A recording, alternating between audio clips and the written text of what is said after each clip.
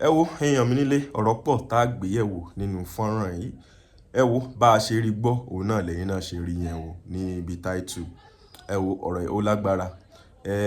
A máa gbọ́rọ̀ ọba tí wọ́n tún ti tán jí gbé. Then àwọn Àmọ̀tẹ́kùn mọ̀ ṣe bẹbẹ o, wọ́n ṣe bẹbẹ. Báwo lọ̀rọ̀ ń ṣe lọ gbogbo ẹ̀ náà la máa gbọ́ nínú fọ́nrán yìí.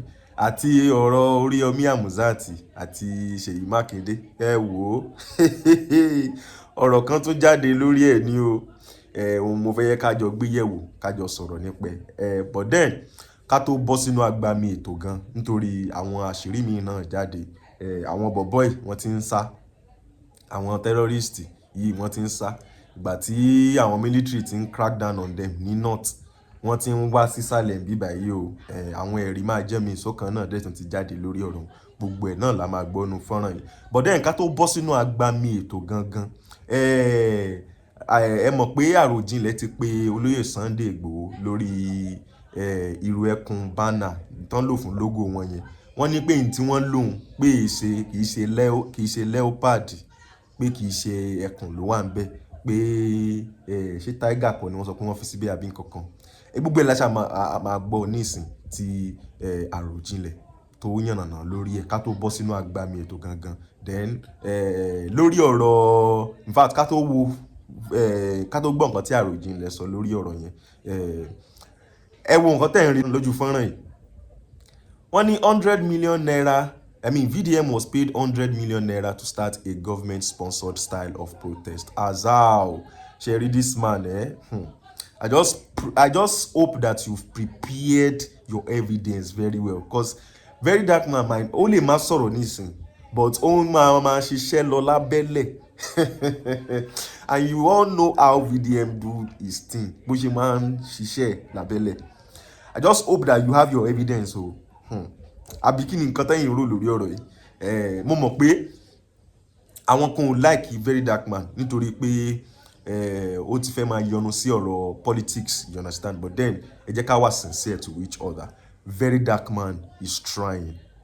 But then in tí àwọn kan ò like ni wípé to now see him as a messiah kind of. We can actually revolution. It's not just about one person that we see as a messiah. Okay, no. Revolution starts from all of us. From all of us.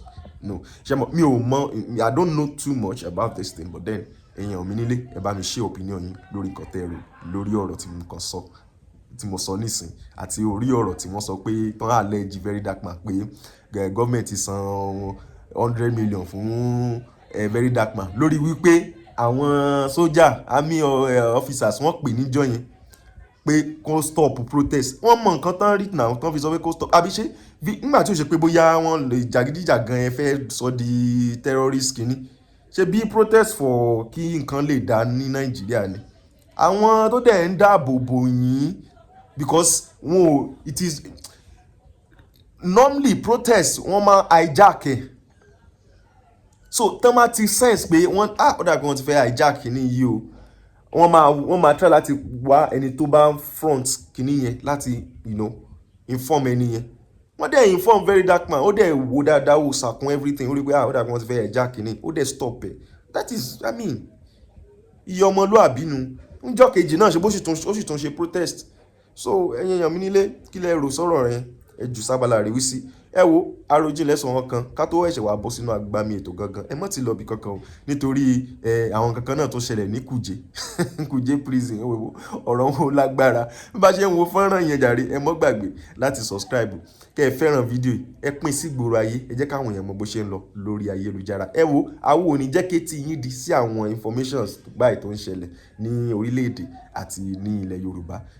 Ẹ wo ẹ já sáré gbọ́rọ̀ tí Arojinle sọ lórí ọ̀rọ̀ yìí náà. Mo ń bọ̀ náà mi ò tí ì dé. Ẹ kú dédé wòye ẹ̀yin tèmi, wọ́n ní etí tó bá gbọ́ àlọ́ yẹ kó gbọ́ àbọ̀. Mo rí olóyè Sunday Igboho lónìí. Mo sì súnmọ́ wọn, mo sọ fún wọn nípa ọ̀rọ̀ ìrú ẹkùn wípé logo tí wọ́n ń ṣe tí à ń rí pé tiger ló wà ń bẹ̀. Tiger yìí sì ṣe ẹkùn nílẹ̀ Yorùbá. Ẹsẹ̀kẹsẹ̀ ni wọ́n ti sọ pé nínú ìrú ẹkùn táwọn design fúnra wọn o pé ẹkùn lẹ̀ Yorùbá gangan leopard ló wà ń bẹ̀. Pé ṣùgbọ́n oríṣiríṣi àwọn èèyàn ni wọ́n fẹ́ máa gbọ́nwọ́ wọn ṣóyè ń pé láti support pé àwọn èèyàn ni wọ́n ń ṣe ọ̀pọ̀ èyí tí à ń rí ṣùgbọ́n nínú logo tiwọn gangan pé ẹkùn ilẹ̀ Yorùbá yan leopard ló wà ń bẹ̀ kì í ṣe tiger kò jẹ́ bó ṣe jẹ́ mo ní kí n jẹ́ kẹ́yìn tèmi ó gbọ́ ẹ ṣeun. ẹ̀yin àmì nílé ẹ wo kí ni nǹkan tẹ́yin rò lórí nǹkan tí Àròjinlẹ̀ sọ ẹ bá wa jù sí abala àríwísí èmi ò ní go further too much báyẹn lórí ẹ̀ mo rò pé ọ̀rọ̀ yẹn ó ti yé wa dáadáa ẹ wo bẹ́ẹ̀ ṣe ń wò lójú fọ́nrán yìí wọ́n ní military air strikes kill 27 terrorists in Borno hideout wọ́n ní Nigerian military air strike successfully neutralized 27 terrorists in their Borno hideout dealing a significant blow to insurgents capacity ẹ wo ṣẹ́rí ńgbà mo wọnú comment section àwọn èèyàn rẹ́rìn lọ́wọ́ ní irọ́ nẹ́ẹ́ níbo ni Nàìjíríà ti fẹ́ rí irú aircraft yìí kíní kan àwọn sójà wọn parọ́ ẹ ṣáàjẹ́ ẹ wo wọ́n parọ́ òun ò parọ́ o ṣẹ́rí nínú irọ́ òtítọ́ kékeré kan wà níbẹ̀ wọ́n lè add to the number pé kì í ṣe pé bóyá bóyá 2 péré ni wọ́n pa o tí wọn ò dẹ̀ lo air strike o wọ́n ṣàṣe ẹ̀ṣiṣẹ́ ẹ̀ṣàṣe ẹ̀jẹ̀ àdúpẹ́ lọ́wọ́ ẹni tó ṣe ẹ̀ṣiṣẹ́ tó gbé kankan jáde nígbà wọn ò ṣiṣẹ́ kankan àbí kí ni nǹkan tẹ́yìn rò lórí ọ̀rọ̀ yìí ẹ bá wa jù sábàlá àríwísí mo ní kí nǹkan gbé yín débẹ̀ ní bó ṣe ń lọ a ní pé àwo ò ní jẹ́ kétí yín di lọ́rọ̀ tó bá ń ṣẹlẹ̀ lórílẹ̀‐èdè wa Nàìjíríà àti nílẹ̀ Yorùbá òun ló jẹ́ káwa máa gbé wá sí ti gbọ̀yìn ntẹ́yìn yóò fi wá support wa náà ni pé kẹ́ ẹ fẹ́ràn fídíò yìí ẹ pín sí gbòòrò ayé ẹ subscribe tẹ́ ẹ bá ti subscribe ẹ gbádùn mi bí it's all about awareness and ká fi lè jẹ́ kẹ́ ẹ mọ̀ bó ṣe ń lọ ní ilẹ̀ Yorùbá ẹ wo ẹja tún tẹ̀síwájú jàre wọ́n bá ní pé tension o in Kuje prison as inmates protest plan transfer of 300 terror suspects ṣé ẹ rí bí báyìí àwọn Kuje prison náà tún protest wípé that means pé wọ́n bóyá wọ́n ti gbọ́ alámì kan pé nǹkan kan fẹ́ ṣẹlẹ̀ nìyẹn o náà fi fẹ́ move wọn kúrò ńbẹ̀ èmi ò mọ̀ o èmi kàn sọ ti tèmi ni o kí ni nǹkan tẹ́yìn rò lórí ọ̀rọ̀ yẹn ńgbà mo rí gbọ́ mo ní kí ló dé tán tún fi protest àbí kọ́lọ́mọ̀ wàá ṣàánú wa báyìí o bẹ́ẹ̀ ṣe ń rí wò lójú fọ́nrán wọ́n ní terrorists fleeing northern military crackdown now moving south security sources warn. Guys, wahala dey o, wahala dey. We don reach that point where I never thought that we were going to reach for this insecurity wey dey happen for Nigeria. Abeg, if you dey southeast, Anambra, Ebonyi, Imo, Enugu, Abia State, and south, Delta, Bayelsa, Rivers State, Akwa Ibom, Calabar, Bayelsa, which other south wey dey? If you from any of these places, this video is very, very important. I wish you will share it. I wish if you see it on Instagram, you will click on repost button. This is security wey we think say dey not. Security personnel, according to multiple security personnel, including a retired army general, and the internal security agencies have discovered that these bandits and these hoodlums that are kidnapping and killing people, they are now fleeing from north and going to south and southeast because of heavy military pressure and the fight on them. Let me break this English down. As army, they pursue them, they fight them, they kill them. They come from that north. They say na Kogi be the center where they take, they distribute, they go other states. They follow bush. Some go come follow water. They will end up entering into Ogun. They go cut into Kwara. They go come follow, some go follow river, go enter Anam, where they for Anambra State, which will now connect them to Olo in Imo State. And you know, if you don't enter Imo State, it means you don't enter Abia. And remember, Ebonyi is at the back of Abia. And you go past it. I never thought that we could get to this point. But my question is, How is it that na military, na security personnel they tell us? Are you telling us to do what? Are you not supposed to be the one to go after them? They tell us to be careful how? We hold gun, we dey equipped. So this thing now go finally come to Southeast when I don't they pray since they say at least. It is one Nigeria. I know if it's happening in the north, it's happening everywhere. But now they run from that place now. They come, they distribute towards this side. If you're in any of these places, you need to pray. You need to be very, very careful. You need to watch how you are moving. Because in the coming week, you remember when I made the video said they kidnapped that former army spokesman, Rabbi Abubakar Abi? They don't buy him now. They don't buy him. He don't buy. Now, as he can't buy, presidential spokesman or no can they say that their consequences is that they will not release their men to them. The buy army former spokesperson. Wait till you they talk. No even be say we will come after you people. You can't they tell them say your people where we hold, we will not release them. So when they do trade by God, I beg. I do night shift. I just come back. I say, make I just do this thing, just go sleep. I beg. It's well. At this point, whatever thing that happened, God will put our life in your hand.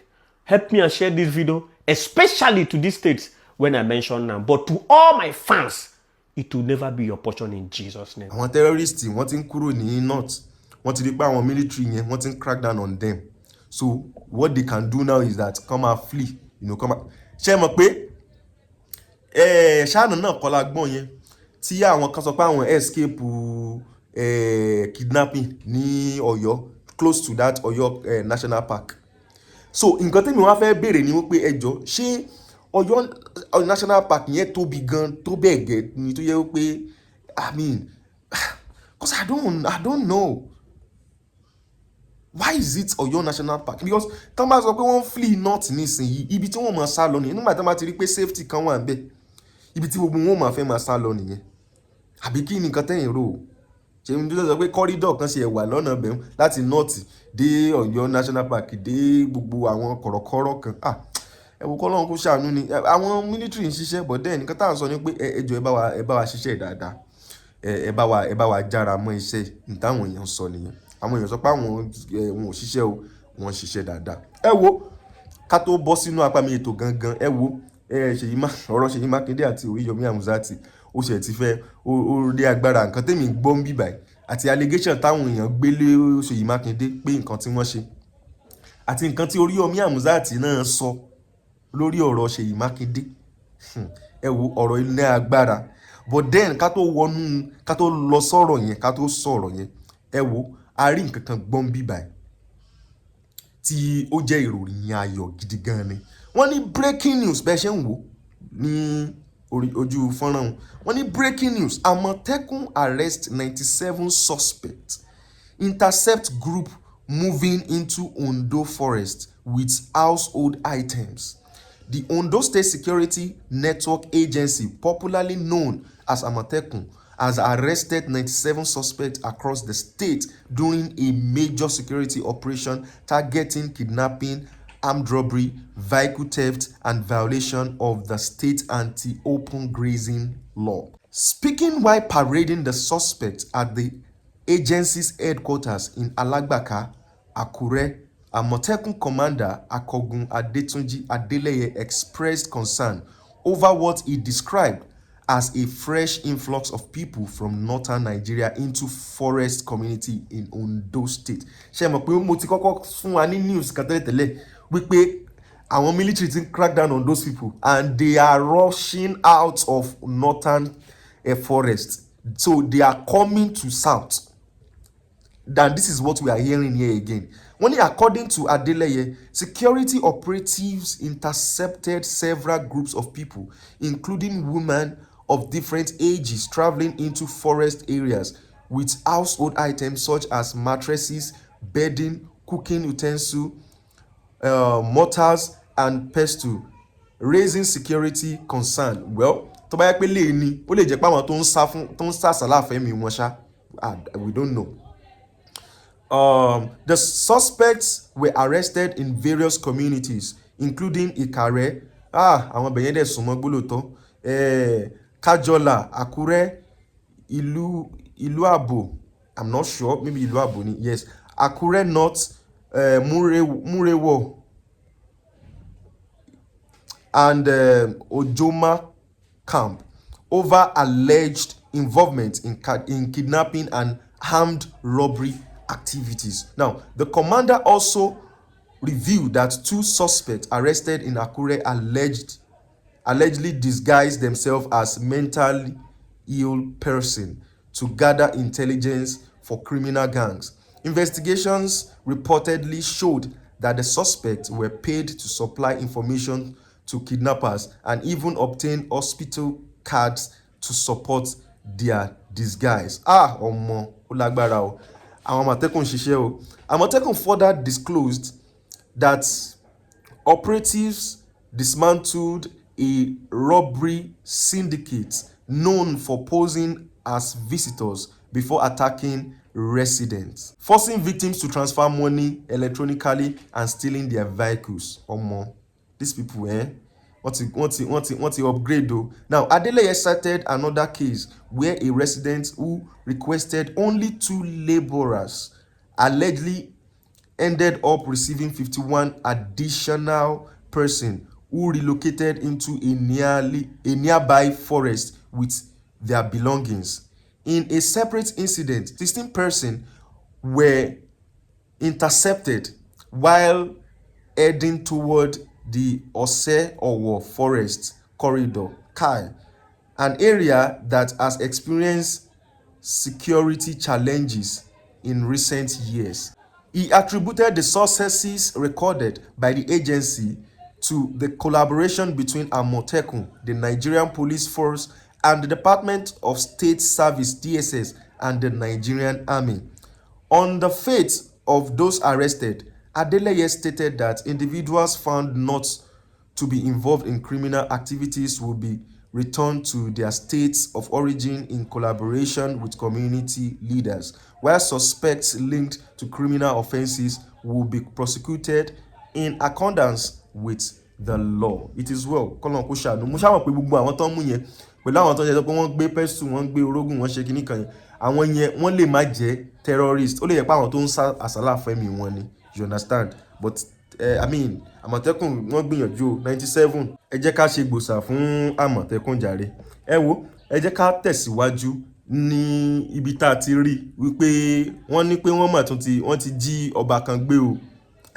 Wọ́n ti jí ọba míì gbé o ní Ondo. Ká tó ṣẹ̀ṣẹ̀ wá lọ gbọ́rọ̀ ti Alhaji Oriyomi Hamzat àti ti SEYI Makinde. Ẹ wo ọ̀rọ̀ ó ní agbára.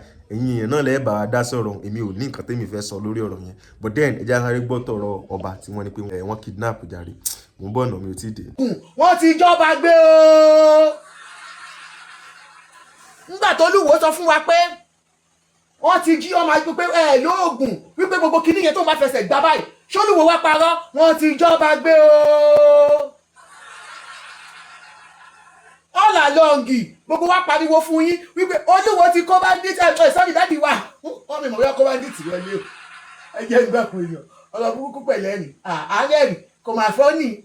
Suspected kidnappers have abducted the traditional ruler of Odo-Oriya in Owo local government area of Ondo, Chief Adeniyi Adelana, after invading his residence on Saturday night. The 60-year-old monarch was reportedly seized around 8:30 p.m.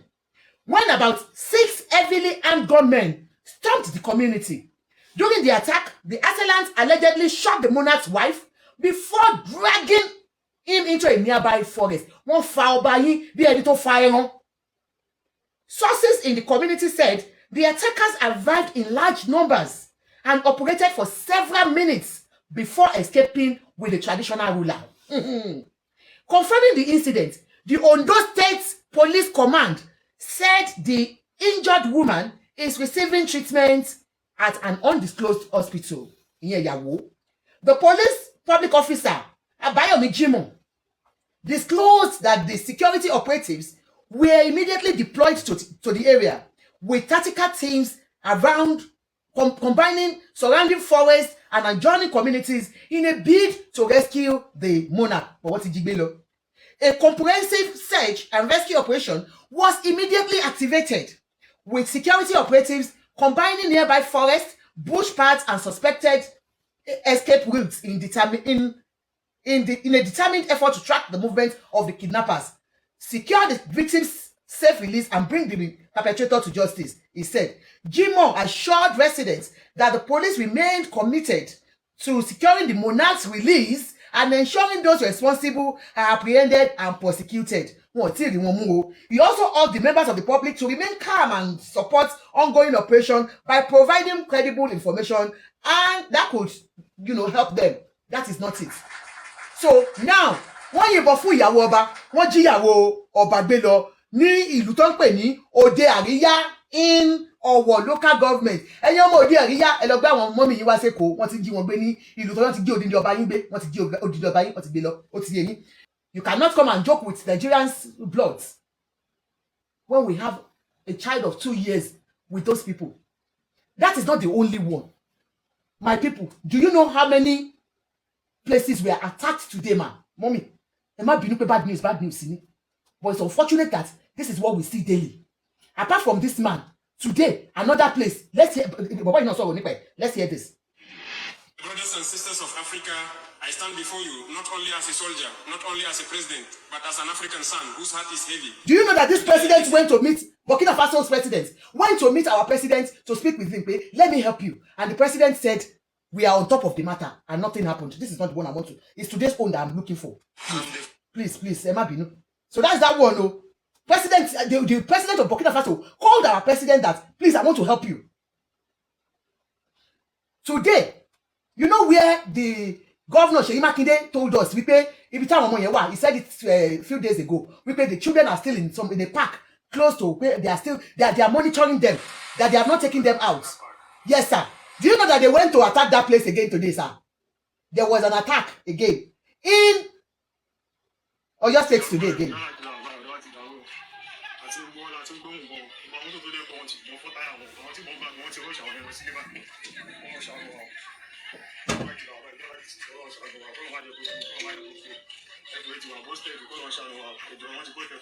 Àwọn èèyàn ló sá lọ yìí o.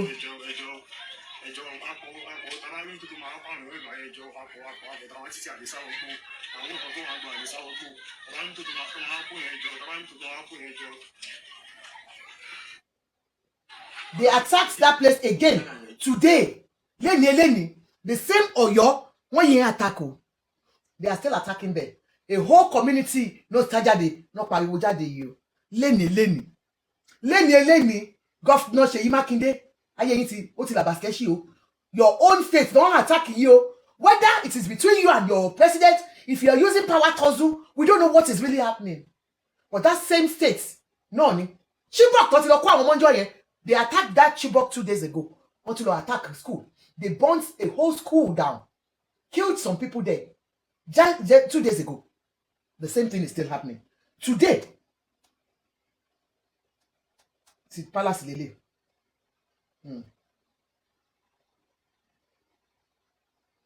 Neutralize àwọn kan lẹ́nu. Yes. The air component of joint task operation Idankai has neutralized 27 terrorists. Neutralize àwọn kan lẹ́nu ní Ondo State. Anyway, whether it is true or not, but they are doing it anyway. Okay. Now, there is another problem. We are being divided by religion. We have, today is Sunday, and this Pastor Ibiyomi, was preaching today. And I want to urge Nigerians, both Christian and Muslims, please, do not let them divide us with religion. All our religious leaders are the same. Christian, Muslim, they are all the same. Okay? This terrorism that is going on in our nation as of today, it is not about religion. I don't want to believe that. Because it is everywhere now. You understand? It's like they want to hijack our nation.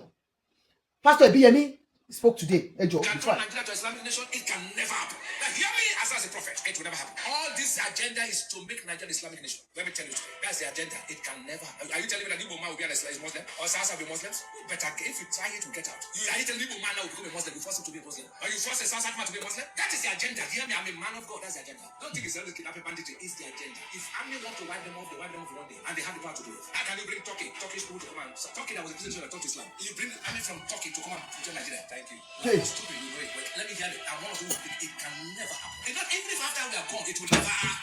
Never. Nigeria will never be an Islamic nation. If they want it, they can take their part and go. But this continent will never be run by Islam. As we are living peacefully, they don't live it. If anybody wants to make it, he can take his own all those their states and go. But to say that he will impose Islam on us, that is madness of the highest power. And that is the agenda. But I can tell you, it will never. Not in my lifetime, even after my lifetime, in the name of Jesus. It will never. Social media, if you like, carry it, but don't misquote me. Don't misquote. Nigeria will never. I'll allow you to speak now. I just want the VDM to speak, please. Don't misquote me. Say it as I say it. Please, everybody worship your God. But don't impose your religion on us. Don't impose our own religion. Say it as I put it. If you twist what I said, you'll be cursed. Hey, our Baba, now we will be cussing. Preaching by the Cussing. is very, very dangerous. Uh-huh. Especially I said when it. it is not broken down properly. Now you have a very big audience. You have a very big audience. With this type of message now, 80-90% of them are leaving that church with a mentality that Muslims in general are all in it together to Islamize Nigeria. Whereas the reality of things is that these so-called Muslims too, they are also being killed.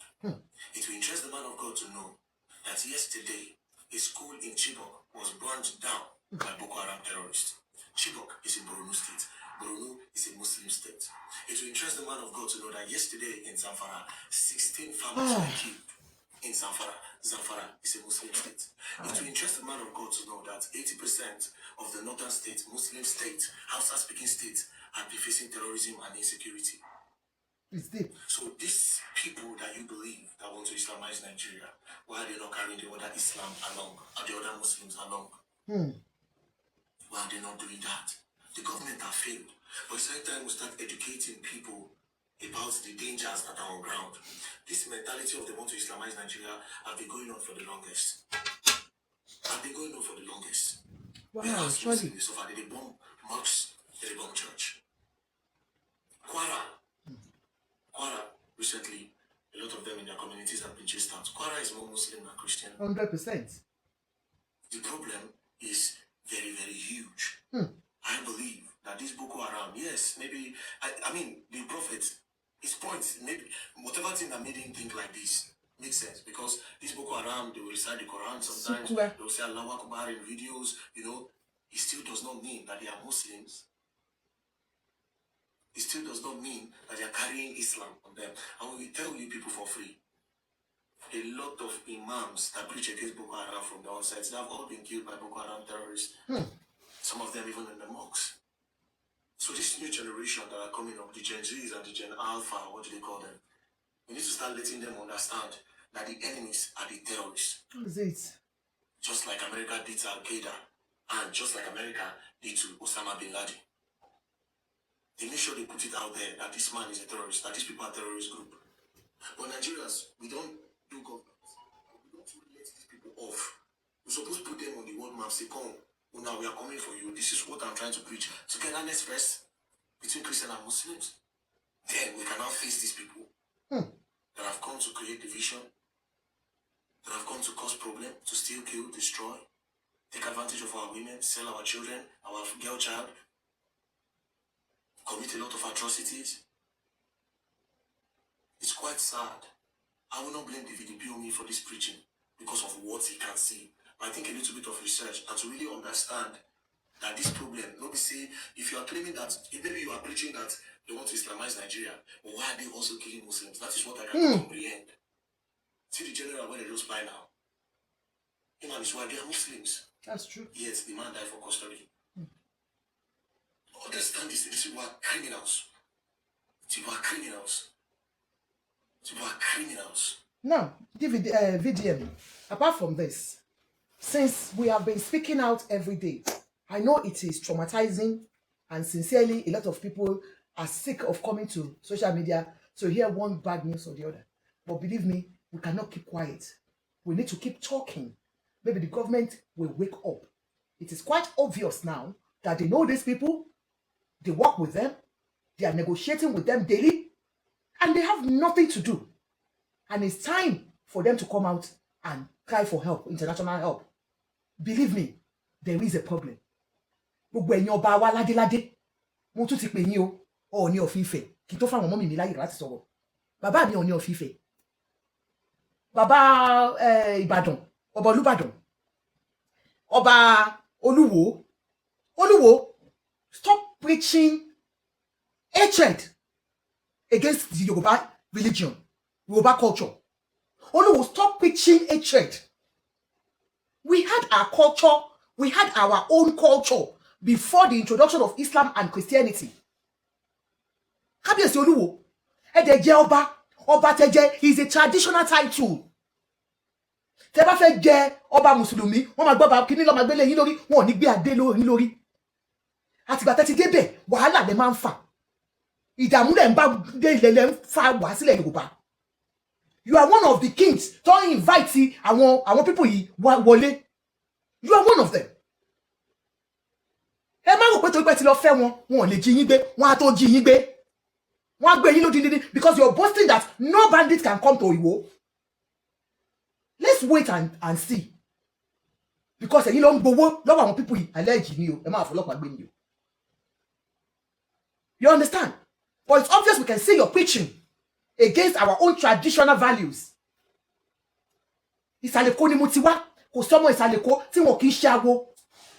Ìgbàgbọ́ ò ní kémi máa ṣòro, èmi á ṣòro ilé wa o.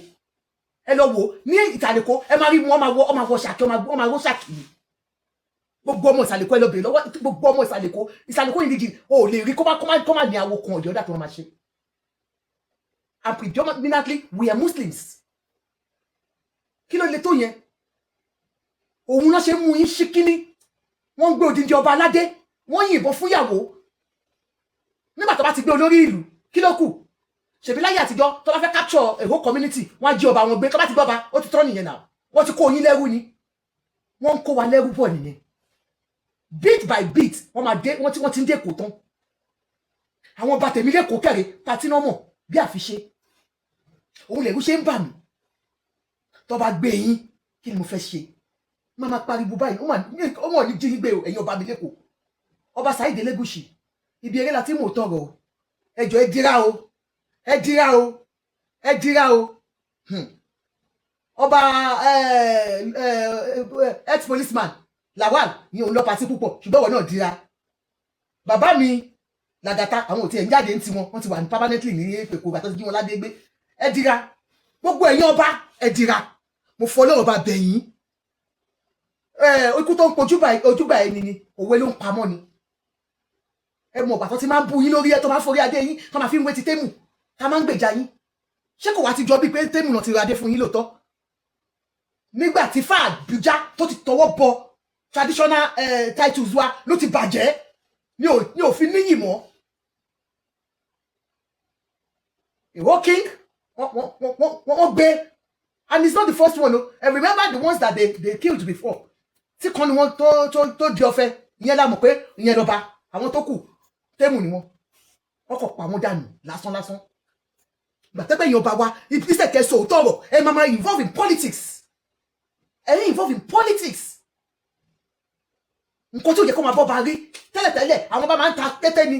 Ẹ̀bà tí PDP bá wá, BNP wá, mo rántí ìgbà yẹn, MPN máa wá sí ọ̀dọ̀ pápá, wọ́n wá MPN á wá, UPA á wá, gbogbo ọkàn gbogbo ìjọba bá mú wá ní ẹ̀ka àbọ̀, àdìbò, ẹ̀dìbò fẹ́ tó dá o, ni àwọn bá gbọ́dọ̀ máa sọ. Ṣùgbọ́n àwọn báńsì, wọ́n ti ń jẹ́ kọ́kọ́ obvious pé àwọn belong to a party. Because if not, wọ́n á yọ yín dànù. Kí ni ìṣẹ̀ṣe? Ẹ tètè ya gbé ìṣẹ̀ṣe jáde, wọ́n ti ń jí yín gbé o. Ẹ̀yin aráàlú kéré wọ́n ti jọba wa gbélé ní Ondo, wọ́n ti jọba gbélé Ondo lé ní o. Ẹ ṣe mà, ó yá, mọ́mì wa.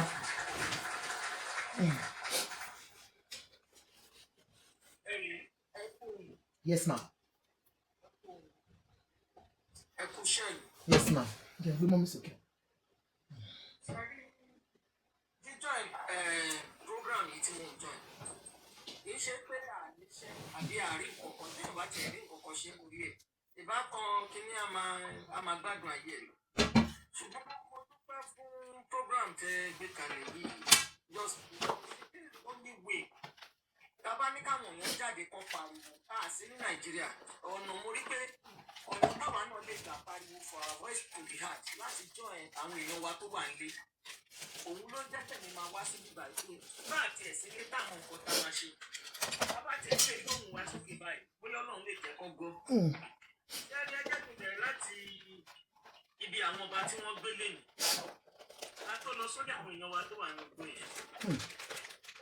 ẹ̀ṣẹ́ rí ọba tí wọ́n gbé lẹ́nu yẹn mi ò yọ wọ́n. ẹ gbọ́ dáadáa. ẹ yọ wọ́n. mi ò yọ wọ́n ṣẹ́ẹ́rì wọ́n ní tọ́mọdé bá pẹran tó bá dajẹ tó bá pẹ̀fọ̀n tó bá dajẹ tó bá pààrọ̀ gidigba ó di dandan kó gbé wálé torí kò lè dajẹ. tátọ́ fi yíká lọ fi sọ fún wọn. àgbàdo àpò máa gbé àwọn ọba wa ṣùgbọ́n wọ́n ṣe mọ́ pé nígbà tá a tẹ̀lé jẹ́ program yìí mo sọ̀rọ̀ kan wọ́n ní gbogbo àwọn lọ́ba tó bá lọ́wọ́ ní gbogbo tó ṣẹlẹ̀. bí ẹ kó máa sọ nílé wọn ṣáà ni. Oya kí máa ń go back to my words. Ẹ sọ mọ́ mi. Mi ò ṣàdédé sọ̀rọ̀. Ẹ̀ẹ́dẹ̀lẹ̀ ní kí n máa lọ sórí platform káàkiri. But for some reason Ọlọ́run kàn jẹ́ kí n rí program yìí. Ó dẹ̀ prompt ẹ̀sìn mind mi. Ẹ rí pé mo sọ kí nìyẹn bó ṣe ń ka mi lára jọ́ yóò mi bọ́ lójú. Wọ́n ṣẹ̀ṣẹ̀ bẹ̀rẹ̀ ni o. Àfi tí gbogbo wọn bá parapọ̀ gbogbo àwọn ọmọ ẹ bá parapọ̀ tó bá ṣàtúnṣe lẹ́yìn Yorùbá. Ẹ kọ̀rọ̀ tí mo tún sọ sílẹ̀ lẹ́nu yìí ẹ lọ dé ìtẹ̀ sílẹ̀ wọ́n á tún gbẹ́ lómi.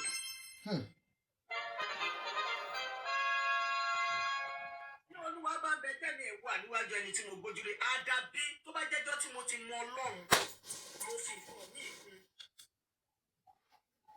Ṣé rí àwọn ọmọ tó wà nínú bóyè Ọlọ́run máa béèrè ẹ̀jẹ̀ wọn lọ́rùn wọn gbogbo àwọn tó bá mọ̀ nípa bí ọ̀rọ̀ lè kọ́. Wọn ò ní nísìnyí gẹkún máa sọ lé wọn ni. Ìwọ̀n bá ní èmi lè bá wọn kẹ́dùn mọ́. Ìgbé tá à ń gbé nílẹ̀ Yorùbá ò dáa wọ́n ti bà ayé wa ọ̀tá wa jẹ́ pátápátá. Ìlà wa ń bá wọn kẹ́dùn fún. Wọ́n gbé àwọn èèyàn pa àwọn ọba ò jáde. Kárí wọn níbi tí wọ́n ti ṣe mítìn wípé àwọn ọmọ wa ni wọ́n gbé yìí. Gbogbo bá wa á fún ẹ̀kọ́ fún ní ultimatum. Wọ́n tún wọ́n jáde wọ́n protest. So ẹ sọ fún mi kí nìdí tá a fẹ́ fi sọ pé wọ́n ṣe gbé ọba. Wọ́n tún sọ. Wọ́n tún sì tún sọ. Tí bá gbọ́dọ̀ ní airport Nàìjíríà kan gbé mi. Thank you, Pierce. Iṣẹ́ wà yìí bọ́ pa mí lẹ́nu. Báwọn èèyàn bá máa sọ̀rọ̀ wọ́n sọ pé ìyá yẹn ó ti ṣe báyìí. Àwọn ọmọ 70 years of age. Wọ́n tiẹ̀ nípa yín igbá là ń pa wọ́n nípa wo bẹ́ẹ̀ ni. Gbogbo ọmọ ilẹ̀ Yorùbá pátá wọ́n ṣọ́ba nìkan. Gbogbo ọmọ ilẹ̀ Yorùbá gbogbo ọmọ káàárọ̀ òjìlẹ̀ tó bá ti jẹ́ pé Oòduà ọmọ Oòduà tó bá lọ́wọ́ nínú gbogbo nǹkan tó ṣẹlẹ̀ lórílẹ̀‐èdè Yorùbá tó wà pẹ̀lú wọn igbe ẹkún máa sọ nílé wọn ìyẹn ti dúró bẹ́ẹ̀ ẹni ò bọ́ bá kọ́kọ́ tẹ̀lé. Àwọn ọmọ ọlọ́mọ tó wà nù gbọ́ ọmọ mẹ̀kúnnù tó wà nù gbọ́ tó dìbò fún wọn tó ṣe kábíyèsí o ọba wa wá tún máa jó nù ìṣẹ́nu ìyà wọ́n á máa jó. Wọ́n á tẹ́gẹ̀lẹ̀ sílẹ̀ wọ́n á máa tẹ́gẹ̀lẹ̀ ara wọn mọ́lẹ̀ nítorí wípé ìṣẹ̀ṣe wa. Gọ́gùn ni ó fún wa lọ́ba nílẹ̀ Yorùbá gọ́gùn ni. So a ti mọ̀ pé ṣùgbọ́n ibi tẹ́mi dúró sí o. Ifá Àbújá. Orí aládé kọ́ gbé kí wọ́n sọ pé Bandits gbé odidi olórí gbogbo aládé. Mi ò ní inú mi ò ní dùn. Mi ò ní ṣẹ́kù. Mi ò ní súre. Ìgbẹ́nu tèmi ò ní gbófo. Nítorí orí àwọn ọmọ ọlọ́mọ tí wọ́n gbé tí wọ́n pa lẹ́kún gbogbo ilé tó pa lẹ́kún. Ìgbà tó fi yíkà ló fi sọ fún wọn. Ìyẹn dúró bẹ́ẹ̀. Ṣẹ́rí Titanic tí wọ́n pa tán gbókò ẹ̀wà tán gbà. Ó yẹ kó ti yé wa wípé Tinubu mọ nǹkan tó ń ṣe o. Gbogbo àwọn tán láwọn ṣèjọba wọn mọ nǹkan tó ń ṣe. Bandits pààyàn ó gbé wá fún yín pé. Hey God. Ẹ sọ fún mi. Ẹ sọ fún mi. Ibi ẹkú máa sọ nílé wọn sẹ́. Ẹ kọ ọ̀rọ̀ tí mo sọ yìí sílẹ̀. Ibi ẹkú máa sọ ní ilé àwọn èèyàn tó jẹ́ pé ẹlòmíì ó máa di dìdìrìn kò síbi tó máa gbédé wọn yìí orí ọlá wípé a ní àǹfààní tí o tó jẹ́ ilẹ̀ ọrọ̀ wa tọ́lọ̀ fún wa tó jẹ́ káwa náà láǹfààní sí kò tó wa lẹ́nu àdẹ pariwo àdẹ tún jẹ̀yà wa lọ bẹ́ẹ̀ àmú gàrí wa lọ bẹ́ẹ̀ à fi kúlíkúlí mú ẹni tí ò rí kúlíkúlí fi wá dayọ̀ sómi bọ̀ síbẹ̀síbẹ̀ wọn ò tún wá jẹ́ kí ọmọ ilẹ̀ Yorùbá ọmọ orílẹ̀-èdè Nàìjíríà kó nísinmi gẹ́gẹ́ bẹ́ẹ̀ Ọlọ́run ò lè fún wọn nísinmi èyí tó ń dùn àwa ní ọmọ ti wá tí wọ́n ń jẹ̀yà tí wọ́n fi ń lálàsí tó fi ń ṣiṣẹ́ òun ló ń dùn wá ṣé rí ti ẹni tí wọ́n pa gbọ́gbẹ́ padà fún wọn ẹ rántí wípé wọ́n pa àwọn àmì kan tó yẹ kó àwọn tó yẹ kó máa jà fún wa jáàjì náà ti pa gbogbo wọn dànù tó pè ní wọn já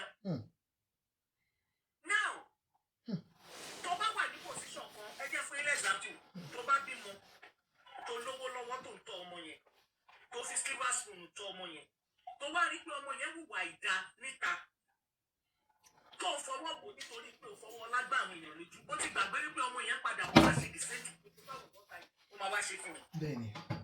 ṣẹ́rí ohun tó pamọ́ ojú Ọlọ́run ló tó. kọ́ tó pa kọ́ tó gbókò ẹ̀ ránṣẹ́ ẹ̀ gbọ́ ni yẹ iṣẹ́ ọwọ́ rẹ̀ wò kí Jésù kó tó dé yẹ iṣẹ́ ọwọ́ rẹ̀ wò ọjọ́ ìdájọ́ tó dé ó bá ṣe búburú ní tètè náà yí padà tó bá ṣe rere ni ọ̀ṣà ti tẹ̀ síwájú oníkálukú ló ń gba kọ́ ìṣe o ìdájọ́ oníkálukú ni o èmi ò wá dànù kankan lẹ́jọ́ ṣùgbọ́n níbi tó dàrú dé yìí ẹ jẹ́ kó oníkálukú yẹ ṣe ọwọ́ ẹ̀ wò àkókò sì wà fún wọn láti turn back wípé èyí àtàfẹ́ ìyàwó ọ̀dọ̀ wa ti dàrú báyìí. láì jẹ́ bẹ́ẹ̀ Thank wọ́n you. máa kọ́ ìdá ara wọn síra wọn. Thank you, Adiola Kitchen. Thank you. sọ́nà mi yẹ yín Yes, ma'am. wọ́n máa kọ́ ìdá ara wọn síra wọn. ìyẹn lọ bẹ́ẹ̀ ìyẹn títa ni tí wọ́n pín bí òkú ẹ̀ wá sílé nìyẹn. kọ́ tó lè gbógun yàn wá ní sóun náà ti ń bá àwọn bandits dì tẹ́lẹ̀. wọ́n ti kó nǹkan ọjà fún wọn tẹ́lẹ̀tẹ́lẹ̀. tó fi lè láyà tó pa tán tó fòkú ẹ̀ ránṣẹ́ sílé bandits náà ṣàlẹ́ni tó gbógun ẹ̀ wá bá wọn. ẹ̀ ló mi mọ̀ bóyá mò ń. Mọ́mì, ó ń yé wa. Ẹ má jẹ́ sáré kí kọ̀kọ́ ti yín gẹ́gẹ́ bí n tẹ́ sọ. Ṣebí òkú headmaster àbí math teacher tó gé orí ẹ̀. Àwọn ẹbí ẹ̀ ní kó kán fáwọn olóko ẹ̀ wọ́n gbóko ẹ̀ lẹ̀. tí ìgbẹ́ bá mo ṣe wọ màmá yẹn lánàá tí mo yí sẹ́ẹ̀dì mẹ́sẹ̀gì bẹ́ẹ̀ ni. mo dúró bẹ̀ yẹn ṣẹ́rí pé mo ti dáhùn méjì mo ti dáhùn tàwọn ọba tó gbé mo ti dáhùn ti ọlọ́yẹ̀ àmì tí wọ́n pa mo ti dáhùn. ẹ jẹ́ ká wá lọ síbi tọba Olúwo. ṣé lọ́ba Olúwo ẹ kàn wo bẹ́ẹ̀ yẹn ni èèyàn tí ó ní psychopath ni èèyàn tó sìkì èèyàn tó sìkì torí wọ́n wà lórí ìtẹ́ yẹn kò jẹ́ kí ẹ mọ̀ èyí tó ní mental issue nínú wọn and this is the fact. tó bá ní kọ́ lọ mú medical report wọn wá ẹ rí pé ohun tí màmá yìí ń sọ ẹ rí pé òótọ́ ni. These people have lost it and they were now saying they are our leaders. Nígbà tẹ̀sẹ̀ ni tó ń wà psychopath tẹ̀sí jẹ́ ọba lórí odidi ìlú. Ṣé pé ẹbí gbọ́ mọ́mì ẹni wọ́n ní skánskán. Bẹ́ẹ̀ ni mo sọ fún yín. Ẹni kọ́ lọ gbé medical report jáde tí ò bá síbẹ̀. Ọwọ́ tó fún ẹ lóúnjẹ òun gé. Ilẹ̀ àwọn onílẹ̀ tó gbé ẹ sórí àpèrè wọn.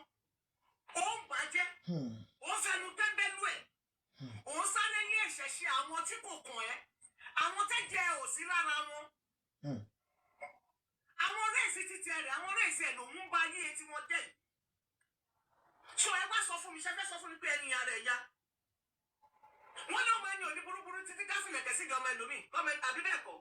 Káwá sọ wípé ilẹ̀ bàbá ẹ̀ ní ilẹ̀ bàbá ẹ̀ ilẹ̀ ìjà ẹ̀. Ẹ máa wo bó ṣe é ṣe lórí ìtẹ́ tó wà yẹn. Ẹ wá sọ fún mi, ẹ fẹ́ sọ fún mi pé èèyàn tó normal ni. It's not normal. Wọ́n lè normal tó yẹ kó tó bá ti mú kinní yẹn ló máa ń yọ wọ́n lẹ́nu ṣe mọ́. Because most of it's an addiction. So most of them tí a fi ń ṣe olórí nígbà tó jẹ́ pé wọ́n ní sọ́kọ́ kọ́ mú medical report wọn wá kọ́ gbé wọn sípò. Bóyá wọ́n ní ìdí kọ̀ọ̀kan, bóyá kò yẹ kó wà ń bẹ̀, bóyá bẹ̀yẹn ò tọ́ sí wọn, we don't know. Totally questionable character. Ṣó ti yẹ yín Yes, nísìn? ma'am. So ẹ bá ń sọ̀rọ̀ nípa Olúwo, ó sọ wípé ogun ò lè dọ́dọ̀ tòun. Ok, ẹ jẹ́ ká wò ó. Ẹni tọ́lọ́run ò tí ì dápò tó, Kò ẹni tí ì mú. tọ́lọ́run ò lè mú kó. Ṣó ti yẹ yín?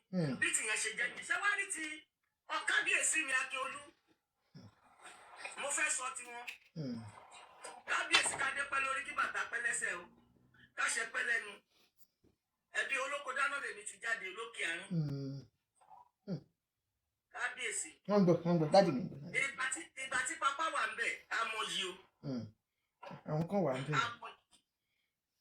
Wọn ò sí ń bẹ̀ mọ́ ẹwà ń bẹ̀. Kì í ṣe pé bóyá Tinubu ṣe nǹkan kan sẹ́kọ̀ọ́ tá a rí rẹ̀ ni o. Gbogbo Èkó ló ti sọ̀rọ̀ àdì ló dá ti tàn mọ́ yín lórí. Mo wọnú Èkó gba tí mo dé Tàfájì mi ò lè believe. Mo dé Dùmọ̀tà. Gracious. Richmond. Wọ́n ẹ̀ ń gbọ́ wípé wọ́n wọlé, wọ́n dé Ìbẹ̀jú Lẹ́kì. Wọ́n mú àwọn kan ní Ìbẹ̀jú Lẹ́kì. Kábíyèsí, ẹ jẹ́ gbéra sọ. Ẹ gbéra sọ o. Ẹ má jẹ́ kí ìgbà tí kó wá dàbí ti Kakí tó yí o. Mọ́mí ẹ ti gbàgbé pé wọ́n ti gbájé lọ. Wọ́n ti jáde. Ẹ má jẹ́ kó tún rí bẹ́ẹ̀ gbà tó bá dé ẹni tó bá dé tó gbé lọ.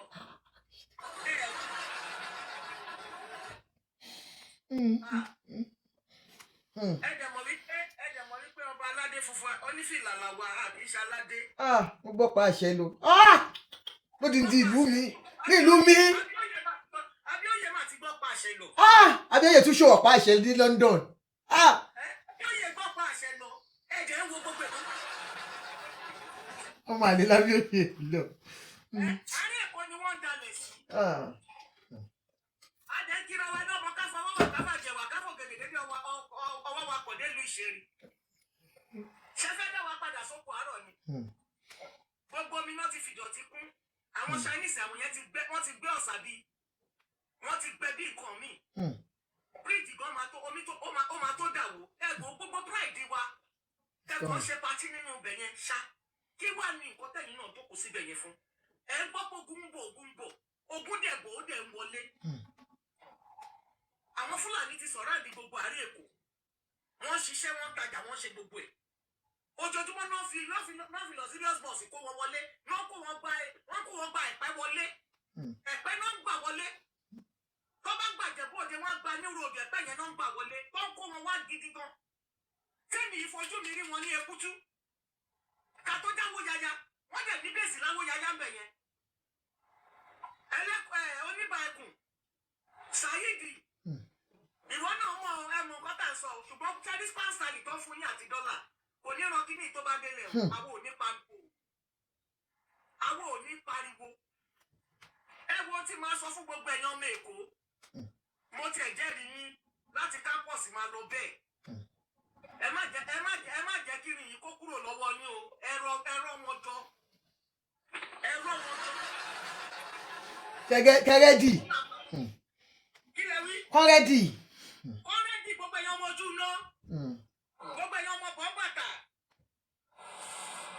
Ẹjọ́ ẹ má sùn o. Ẹ má jẹ́ kó gun wọ Èkó o. Ọba tó bá fẹ́ gbé tó bá jẹ̀jẹ̀ kú jẹ tó bá fẹ́ gbé ẹjẹ́ kó gbé. Ẹ defend state wa. Gbogbo ẹ̀yàn ọmọ ojú rówó ọ̀nà là. Ẹ defend state wa. Ẹ má sùn. Ẹ má sùn tó ọba lè defend wa ẹja defend ara wa. Kì í ṣe pé ká máa bára wa jà. Tá bá ń bára wa jà náà àwọn ọba ṣe ń bára wa fà. Ṣùgbọ́n ẹ má jẹ́ káwọn Fúlàní wé Èkó o. Ẹ jọ̀ọ́ ẹ má jẹ́ kó wé Èkó o. Bàbá mẹ́ta wà lọ́run o. Àti ibi tí ilé Èkó bá ti bẹ̀rẹ̀ ẹjọ́ defend wa. Tá a bá ara àwọn ọba wa bá sọ̀rọ̀. Ẹ má sùn. Ẹ defend àwọn school wa, ẹ má sùn. Ọlọ́run á fún yín ṣe. Ó ṣe lè wù kó rí. Níbo mi ta lè pè nílé. Àjò làwa náà wà ń bì. Bẹ́ẹ̀ni. Àjò táwa la ṣe ń pariwo lójoojúmọ́. Torí pé ilé làbọ̀ sí ní oko. Kì í ṣe pé àlè wá bá yín máa wọ́de lọ, ṣùgbọ́n à ń wọ ẹnu wa online. Ẹ má sọ pé wọ́n kọ̀ wá bẹ̀yẹ wọ́n ń pariwo. Òun làwa náà ṣe ń wọ ẹnu wa online nítorí tiyín ni. Nítorí tiwa ni. Nítorí ìlú wa ni. Ìyẹn dúró bẹ̀. Ṣé rí tí pàtàkì àwọn pásítọ̀ tó ń sọ̀sọ́kúsọ? Ẹ jọ̀ọ́ gbogbo ọmọ Nàìjíríà má jẹ́ kó dìjà ẹ̀sìn. Ìjà ẹ̀sìn ò kí ń parí bí ti Lebanon ni. Thank you, ma. Thank you, ma. Irọ́ ni wọ́n pa. Hausa wà nínú àwọn ọmọ tó ṣiṣẹ́ fẹ́mi ní Nàìjíríà. She's a wonderful guy. He's a wonderful guy. Kódà Christian tún ni. Muslim wà ní àwọn tó ṣiṣẹ́ fún mi. Torí Ọlọ́run, ará àwọn Hausa mi ìtàn wá sàn láì tán sọ̀rọ̀. Nípa nǹkan tó ṣẹlẹ̀ nílẹ̀ Yorùbá. Ṣé rí ìmọ̀ nǹkan tó ń jẹ́ mufti àbí kí lorúkọ ẹ̀ bí mufti ló ń jẹ́. Ó ní ìmọ̀ bóyá ìṣe yìí kìíní I don't know. Ẹjọ́ tó bá lè rí ọ̀rọ̀ tí fẹ́ sọ yẹn bá mi pé kó kárí. Mufti, tani mufti Ìwó, ṣé mufti Ìwó?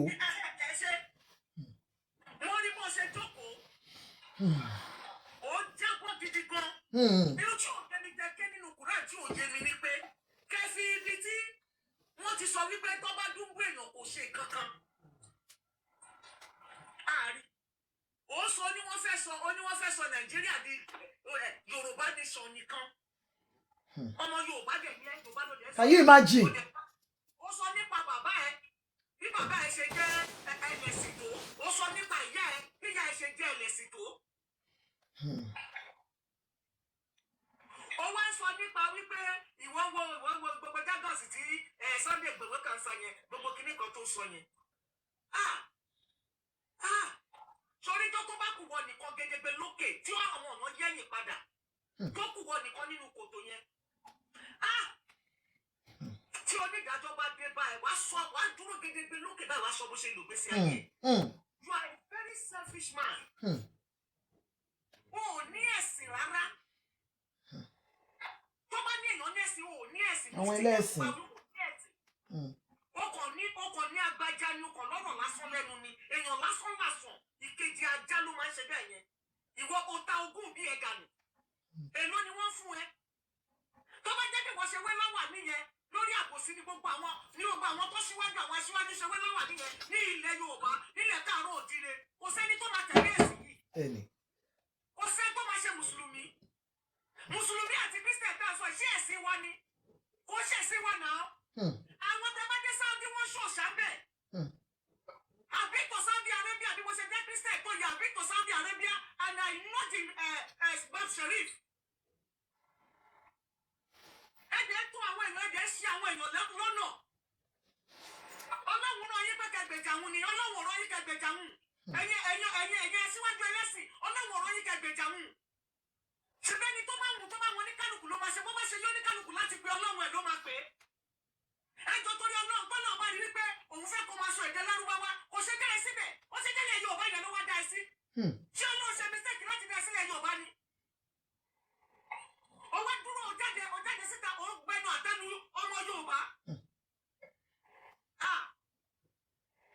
Ọlọ́gbẹ́ni ó deserve respect kankan rárá ó deserve respect. Ẹ̀sìn kan ló ní ẹ̀sìn ló ní ó ṣẹ̀sìn ní òṣẹ̀sìn ìyẹn dúró bẹ̀ ṣe ara ẹ̀yin pásítọ̀ gbàjẹ́ sí ni ẹ̀yin pásítọ̀ gbàjẹ́ sí ni mélòó nu yín lè declare wípé o lẹ́ni o à ń lọ fún rally o ó yá gbogbo Christian worldwide nationwide à ń lọ fún rally wípé fẹ́ lọ fẹ́ dún ọkàn yín hàn wípé wọ́n pa àwọn tó jẹ́ Kristẹni bíi tiyín ẹ̀rí borí yóò pè ẹ̀rí bẹ́ẹ̀ sì ẹ fẹ́ dá ìjà ẹ̀sìn sílẹ̀ ẹ̀ẹ́dùn ẹ̀ta ní sọ́kùjọ́ ẹ̀ parọ́ mọ́ Bíbélì ẹ ti gbàgbé kan tí Revelation sọ ó ní má fi kú má ṣe lọ kúrò ń bẹ̀ torí òṣùwọ̀n kan tí wọ́n bá fi kú yẹn wọ́n máa fi ṣèdájọ́ ọ̀wọ́ náà bọ́ síta pé Christian Association nígbà ibi tọ́rọ̀ dé kí làwọn náà máa ṣe ó ṣáà ní ẹ̀kọ́ tí Christianity religion kọ̀ọ̀kan tó kó nínú ayé tí Bíbélì dẹ̀ sọ fún wa ṣe yẹ wọ́n bọ́ sórí YouTube torí owó tẹ máa rí lórí YouTube oníkàlùkù ṣe àṣẹ program oríṣiríṣi bọ́ sórí YouTube wọ́n máa sọ̀sọ́kúsọ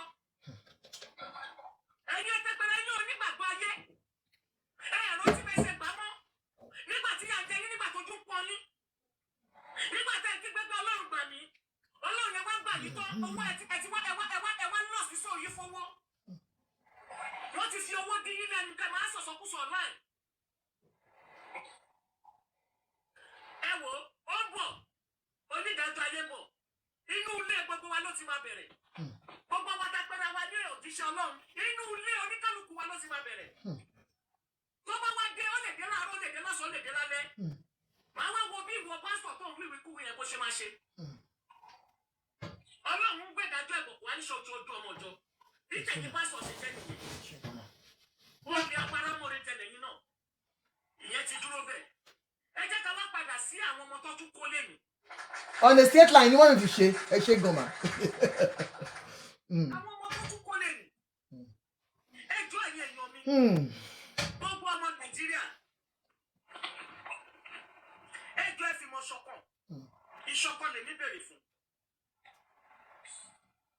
Tó bá ní pé èèyàn ṣe ìkọrin láyé, Ọlọ́run ti kì mí mọ́ wọn. Táwa yìí bá tí kú bá dé, a máa embrace ẹni. Àwọn ọ̀gá ń sọ jáde lẹ́nu yìí kò ní kú.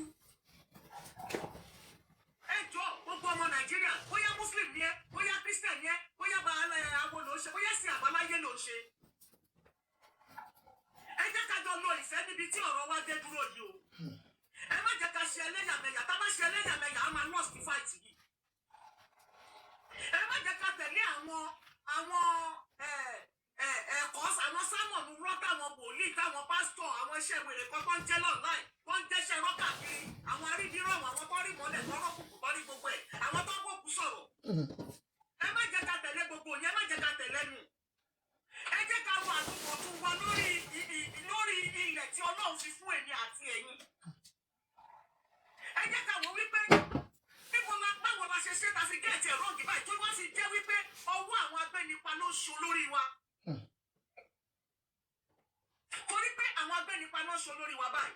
Nínú kọ̀rọ̀ yàrá wa ẹ jẹ́ ká ké sọ́lọ́run. Ẹ jẹ́ ká bẹ̀ kó yí ìgbà wa padà. Kó fún wa ní ìṣọ̀kan láti lè borí ogun tó dé bá wa yìí. Ogun yóò kì í ṣe tèèyàn mọ́ o. Ẹ jẹ́ ká sọ́dọ̀ gbọ́ Ọlọ́run o. Torí pé tí ìṣòro bá dé bá ẹ̀dá láyé, tí ìṣòro yẹn bá lé ẹ sínú ayé, tó bá fún ẹ̀fìn làwọn agbódìdí orí lọ́wọ́ ẹ̀. Àmọ́ tí ìṣòro yẹn bá lé ẹ lọ sí ọ̀dọ̀ Ọlọ́run, Ọlọ́run á láàánú sí wa bàbá pé o, èèyàn ò ní láàánú sí wa. Wọn àwọn pípù yóò láàánú sí wa. Bí a bá ṣe ń gbé ìgbésẹ̀, ẹ má jẹ́ kí àdúrà ẹ má jẹ́ kí àdúrà wa kó ṣègbé. Àwọn workers union, ẹ jáde. Ẹ stop iṣẹ́ nationwide. Ẹ̀mí ẹ̀ńdẹ̀ẹ̀sẹ̀ everybody jáde kan rally. Ẹ gba permission lọ́wọ́ wọn. Ẹ̀tọ́ wa ni afẹ́fí ẹ̀rú náà kọ́ wa hàn. Àwọn aláṣẹ tó yẹ kó dìde ní union workers union nationwide ẹ shut down gbogbo iṣẹ́ ẹ shut it down. Ẹ jẹ́ ká demand for good government. Kọ́mọ̀ síbi kankan tó ti máa ṣiṣẹ́ rárá. Ẹ jẹ́ ká demand cottage law. Ọmọ tó bá ti ju 40 years lọ kò lè contest fún presidency torí pé kọ́ni ẹ̀ bá ti yìí. Àwọn tó wà ní gbogbo wọn orí wọn ti dàrú wọn ọmọ kan tó ń ṣe mọ́. Nígbà téèyàn bá fi odidi ilé tó fi tẹ́lá tó fi kó owó pamọ́ tó tún dé pé owó yẹn wọ́n tún padà dànù wọ́n tún fún ni. Now tell me, are they normal? Madness. They are not in their right senses. They were sick.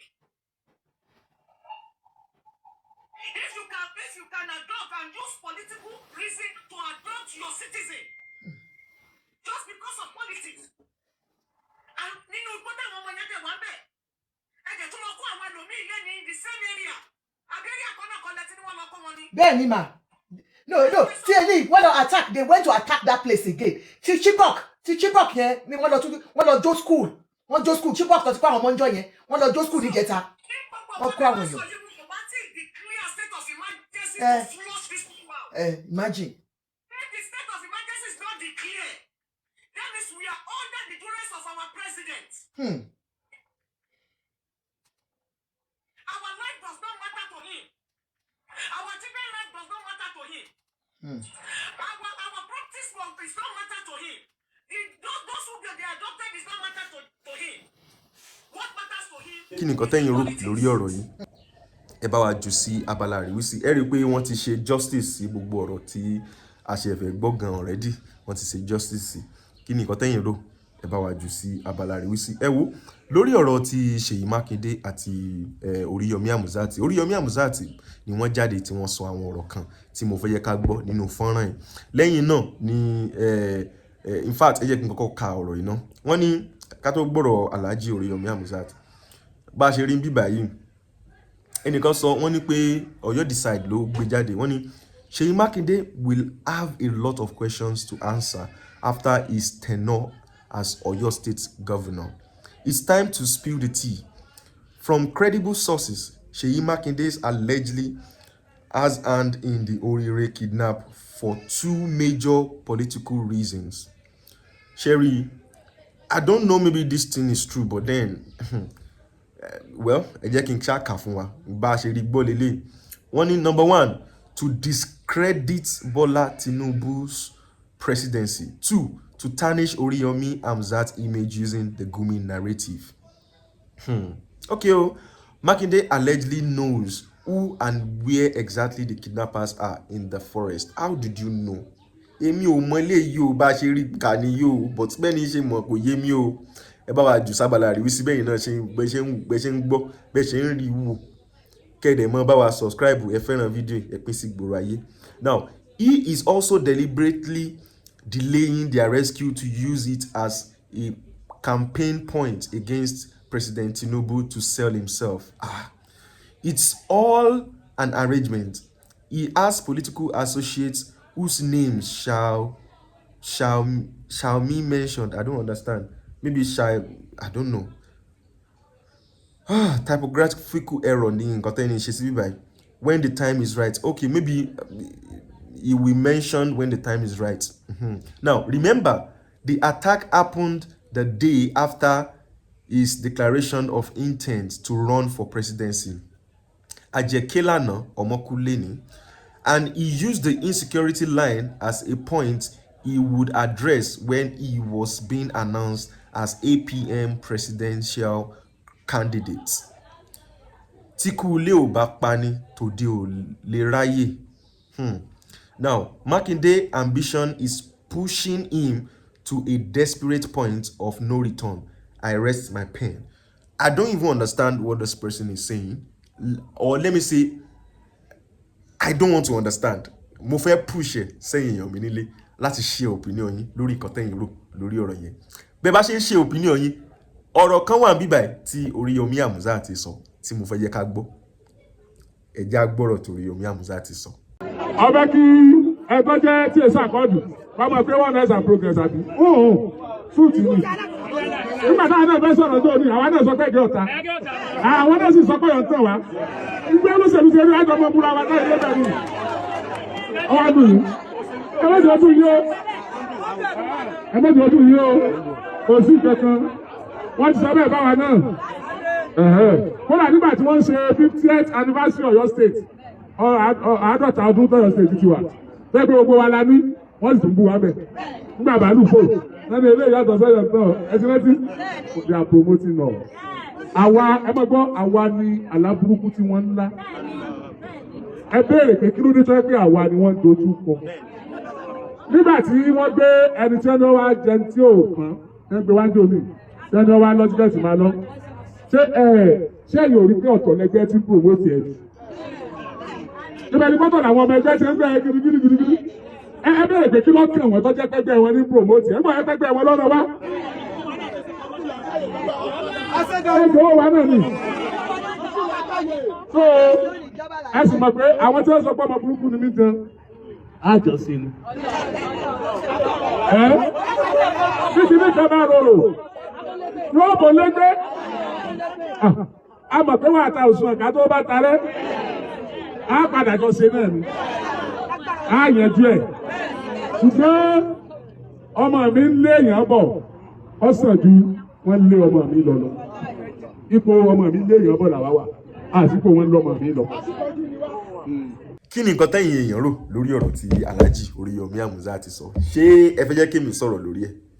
èmi ò ṣe politician o lọ́rọ̀ tèmi fẹ́ sọ o nígbà tí gbẹ̀gbẹ̀ tẹ̀sí tí gbogbo yín ti sọ̀rọ̀ kí lèmi wá fẹ́ sọ allegedly nígbà téèyàn kan sọ category tó ní pé Ṣèyí Mákindé ó ní ẹjọ́ láti dá èmi wá wà nínú àwọn politician tí ó wà mọ nǹkan tí mi ò ní nǹkan tèmi fẹ́ sọ lórí ọ̀rọ̀ yẹn o mi ò mọ̀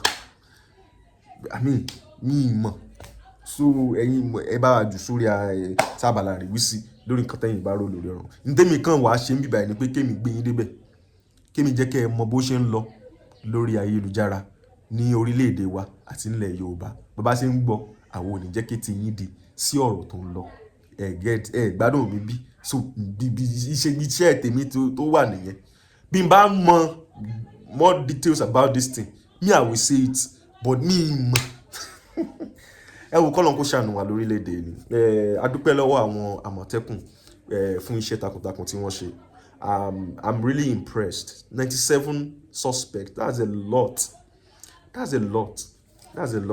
it shows that àwọn èèyàn ò dúró àwọn security agency yẹn wọ́n ń ṣiṣẹ́ lábẹ́lẹ̀ you understand and this one tí wọ́n ní wípé military wọ́n ti ń crack down on these people ní northern states wọ́n dẹ̀ ti ń sá wá sí south ẹ wo a gbọ́dọ̀ jókòó tẹ̀tẹ̀rẹ̀ o a gbọ́dọ̀ jókòó tẹ̀tẹ̀rẹ̀ we have to be security conscious and alert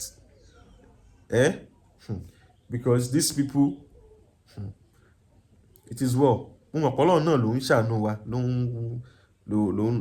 bẹ́ẹ̀ ni because these people kàn jẹ́ pé àwọn tí oko wọn wà ní ìgbèríko tó ń gbé ní ìgbèríko yẹn náà ni gbogbo kíní ọmọ ló máa fẹ́ affect jù because inú igbó làwọn guys yẹn ń gbà inú igbó ni wọ́n ń gbà àní inú igbó tí gbogbo wọn ti mọ̀ dáadáa ni and inú igbó ìdẹ́rẹ́lẹ́ yìí pathway wà ń bẹ nítorí àwọn ìgbèríko kan wà ń bẹ ibi táwọn èèyàn ń gbé tó yẹ pé àwọn èèyàn náà ti lànà igbó síbẹ̀ so kì í ṣe pé bóyá ẹ wo Ọlọ́run kó ṣàánú wa lórílẹ̀‐èdè nìjàre kí dẹ́ ṣe pé àwọn security agency yìí ò mọ gbogbo àwọn pathway yìí wọ́n mọ̀ ṣùgbọ́n wọn ò kàn lè kú gìrì kán sọ pé àwọn kan fẹ́ lọ síbẹ̀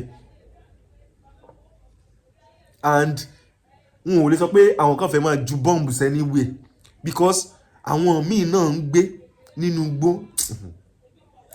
like àwọn Yorùbá míì náà ń gbé nínú igbó tó yẹ pé village wọn inú igbó ló wà like tí rí nígbà àwọn èèyàn fẹ́ lọ sínú àwọn àbà míì tó yẹ pé lẹ́yìn ìgbà tó bá jáde kúrò ní ojú títì tán wọnú igbó yẹn lọ ẹ lè máa rin inú igbó yẹn lọ for like 30 minutes 1 hour kẹ́ tó dénú àbà míì kì í dẹ́ ṣe pé bóyá nígbà tẹ́ bá dénú àbà yẹn o pé ẹ máa wá jáde sí títì mi ò irọ́ o igbó náà sì ló sì lọ báyẹn so wọn ò kàn lè sọ pé security agency ò kàn lè kú gìrì páwọn kan fẹ́ máa bomb everywhere nínú igbó báyẹn irọ́ wọ́n máa pa àwọn èèyàn so wọ́n need láti wà very careful but it is well àwọn tó lè sọ pé wọ́n san owó fún VDM 100 million mo rò pé ẹ ti mú evidence yín lọ́wọ́ dáadáa ṣé ẹ ti mú lọ́wọ́ VDM máa dá yín lóhùn very soon me I'm very sure of that VDM ò ní dá yín lóhùn kẹ́ ẹ bá wa mo rò pé ẹ ti ju gbogbo nǹkan tẹ́ ẹ nídìí sábàlá rí wí sí ẹ ti bá wa sọ àwọn 1 or 2 things ẹ wo ẹ ṣé gan ẹ bá wa like ẹ fẹ́ràn fídíò ẹ jù sí ìgboro ayé ilé lámàrí o àní rí ìbànújẹ́ láṣẹ Èdùmàrè.